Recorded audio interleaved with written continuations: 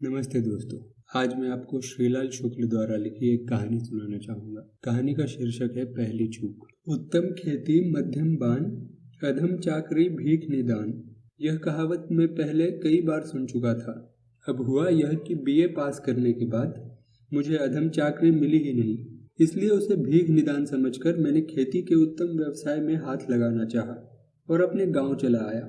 मेरे चचा ने मुझे समझाया कि खेती का काम है तो बड़ा उत्तम, पर फारसी पढ़कर जिस प्रकार तेल नहीं बेचा जाता, वैसे ही अंग्रेजी पढ़कर खेत नहीं जोता जा सकता। इस पर मैंने उन्हें बताया कि यह सब कुदरत का खेल है, क्योंकि फारस में तेल बेचने वाले संस्कृत नहीं पढ़ते, फारसी ही पढ़ते होंगे, और इंग्लैंड के किसान सिर्फ अंग्रेजी ही नहीं बोलते, खेत भी जोतते हैं। चचा बोले, बेटा यह खेती का पेशा तुमसे नहीं चलेगा, यह तो हम जैसे जाहिलों के लिए है।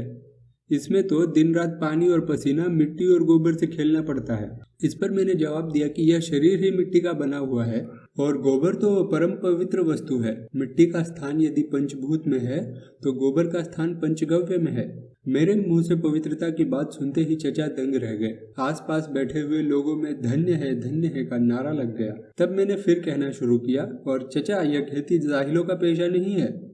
बड़े बड़ों ने इसकी प्रशंसा की है, कार्लाइल ने इस पर लेख लिखे हैं, टॉल्स्टॉय तो स्वयं किसान ही हो गया था, वॉल्टेयर खुद बागबानी करता था, ग्लेडस्टन लकड़ी चीरता था। अपने देश में गौतम जैसे ऋषि गेहूं बोते थे। वैसे तो कंद मूल फल खाने के कारण उनकी दिलचस्पी हार्टिकल्चर में थी और वे ज्यादातर फल और शकरकंद ही पैदा करते थे, इसलिए खेती को उत्तम मानना ही चाहिए। मैं कल से खेती करूंगा, मेरा यही फैसला है। मेरे चचा मेरी बात से प्रभावित तो हुए, पर बोले, बेटा खेती तो करोगे, पर इतना समझ लो कि खेतों के आसपास न तो कॉफी हाउस होते हैं न क्लब। सिनेमा घरों की गद्देदार कुर्सियों की जगह अरिहर की ठोटियों पर घूमना फिरना होता है। यहाँ मैं आपको बता दूं कि मुझे सिनेमा का बड़ा शौक है। वह इसलिए कि साधन है। सिनेमा द्वारा खेती का बड़ा प्रचार हुआ है। बड़े बड़े हीरो खेत जोतते जाते हैं और गाते जाते हैं। हीरोइन खेत पर टोकरी में रोटी लेकर आती है। हरी भरी फसल में आंख मिचौनी का खेल होता है। फसल काटते समय हीरोइन के साथ बहुत सी लड़कियां नाचती है और गाती भी है। वे नाचती जाती है और फसल अपने आप कटती जाती है। ऐसे ही मधुर दृश्यों को देखकर पढ़े लिखे आदमी गाँव में आने लगते हैं और खेतों का चक्कर काटने लगते हैं। इस प्रकार सिनेमा द्वारा खेती की शिक्षा मिलती है। सच पूछिए तो खेती करने की सच्ची शिक्षा मुझे भी सिनेमा से ही मिली थी। दूसरे दिन चचा ने मुझसे खेतों पर जाकर काम करने के लिए कहा। मैंने पूछा, खेत कहाँ पर है? उन्होंने कहा, गाँव के दक्षिण की ओर, बाग के आगे से गलियारा जाता है। गलियारे से पश्चिम एक राह फूटती है। राह से उत्तर एक मेड़ के पूरब गन्ने के खेत के पास बाजरा खड़ा है। वहीं अपने खेत जोते जा रहे हैं, तुम वही जाकर काम देखो। मैं चल पड़ा। कुआर का महीना था। आसमान पर हल्के हल्के बादल थे। ताड़ और खजूर के पेड़ हिल हिलकर एक दूसरे से गले मिल रहे थे। सब कुछ सिनेमा जैसा लग रहा था। तभी आगे एक कुआं दिख पड़ा। सिनेमा में हीरोइन कुएं पर पानी भरती है और हीरो खेत की ओर जाते हुए उससे बातें करता है। मैंने रुककर सीटी बजाई, पर कुआं सुनसान था। किसी के पायल नहीं झनके, न कोई घड़ा टूटा। इसी तरह पूरा रास्ता कट गया। न खेतों में आंख मिचौनी का दृश्य दिख पड़ा, न हीरो ने बांसुरी बजाई, न हीरोइन ने गाना सुनाया, न खेतों में किसानों ने कोरस गाए। मुझे देहात से बड़ी निराशा हुई। चुपचाप मैं अपने रास्ते पर चलता गया। अब मैं ऐसी जगह पहुंचा जहां मेरे खेत होने चाहिए थे। चचा ने बताया था कि वहीं गन्ने का खेत है और वहीं बाजरा खड़ा है। मैं गन्ने के बारे में ज्यादा नहीं जानता था, इसलिए बाजरे का सहारा लेना पड़ा। एक मेड़ पर एक अधेड़ किसान खड़ा हुआ था। उसके पास जाकर अपना गाना बंद करते हुए मैंने पूछा, आपका नाम बाजरा तो नहीं है? किसान ने मेरी ओर घूर कर देखा, फिर घबराहट के साथ पूछा, यह आप पूछ क्यों रहे हैं? मेरा नाम तो रामचरण है। मैंने रामचरण के कंधे पर हाथ रखकर सार्वभौमिक मित्रता के भाव से कहा, तो भाई रामचरण, मुझे बताओ, यह बाजरा कौन है? कहाँ रहता है? यह खड़ा कहाँ है? इसे क्यों खड़ा किया गया है? मेरी बात सुनते ही रामचरण जोर से हंसने लगा।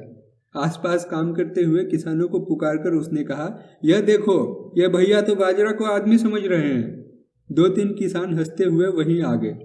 मैं समझ गया कि मुझसे चूक हो गई, इसलिए बात पलटते हुए मैंने कहा, ओह, मैं तो हंसी कर रहा था। दरअसल मैं तो बाजरे की पेड़ की छां ढूंढ रहा हूँ। उसी पेड़ के पास मेरे चचा के खेत हैं। इस बार वे किसान कुछ और जोर से हंसे। मुझे भी झेप सी लगी, पर मैंने हंसकर इस बात को टाल दिया। दूसरे दिन से ही मुझे इस बात की चिंता हुई कि ऐसी चूक मुझसे कहीं दोबारा न हो जाए। इसलिए कृषि शास्त्र की मोटी मोटी किताबें मंगवाकर मैंने उनका अध्ययन आरंभ कर दिया। गांव से मैं हताश हो गया था, फिर भी मैं अध्ययन करता रहा। अध्ययन करते करते मैं इस नतीजे पर पहुंचा कि आदर्श खेती गांव में हो ही नहीं सकती, वह शहर ही में होती है। यह सब इस प्रकार से हुआ। मुझे बीज और खाद खरीदने के लिए बीज गोदाम जाना पड़ा। बीज गोदाम के कर्मचारी शहर गए हुए थे, इसलिए मैं भी शहर चला गया। दूसरे दिन मुझे अपने खेतों में अच्छे हलों से जुताई करानी थी। अच्छे हल शहर में मिलते थे, इसलिए मैं फिर शहर पहुंचा। तीसरे दिन मुझे नहर में एक नया पाइप लगवाने की जरूरत जान पड़ी। उसके लिए नहर के बड़े इंजीनियर का हुक्म लेना पड़ता है, वे शहर में रहते हैं, इसलिए मैं फिर शहर गया। चौथे दिन कुछ कीटाणुनाशक दवाइयाँ खरीदने के लिए मुझे शहर का चक्कर लगाना पड़ा। फिर मुझे कृषि विभाग के एक कर्मचारी की शिकायत करने के लिए शहर जाना पड़ा। उसके बाद मैं जितना ही खेती की समस्याओं को समझता गया, उतना ही शहर जाने की आवश्यकता बढ़ती गई। इसलिए एक दिन मैंने कृषि शास्त्र की सब किताबें एक बैग में बंद की और अपनी कार्डुराई की पतलून और रंग बिरंगी छापेदार बुशर्ट पहनी, फेल्ट कैप लगाई और चचा से कहा, देखिए यह खेती का काम ऐसा है कि बिना शहर गए इसे साधना कठिन है, इसलिए मैं शहर जा रहा हूँ, वहीं रहूंगा और वहीं से वैज्ञानिक ढंग की खेती करूंगा। चचा ने प्रसन्नता पूर्वक हंसकर कहा, खूंटे से छूटी हुई घोड़ी भूसे के ढेरे पर मुंह मारती है, जैसे धूप में बंधी हुई भैंस तालाब की ओर दौड़ती है, वैसे ही तुम्हारा शहर की ओर जाना बड़ा ही स्वाभाविक और उचित है। मैं आदमी पहचानने में कभी चूक नहीं करता, पर तुम्हें पहचानने में ही मुझसे पहली चूक हुई है। जाओ शहर ही में रहकर खेती करो। मैंने भी प्रसन्न मुद्रा में कहा, नहीं चाचा, चूक आपसे नहीं हुई।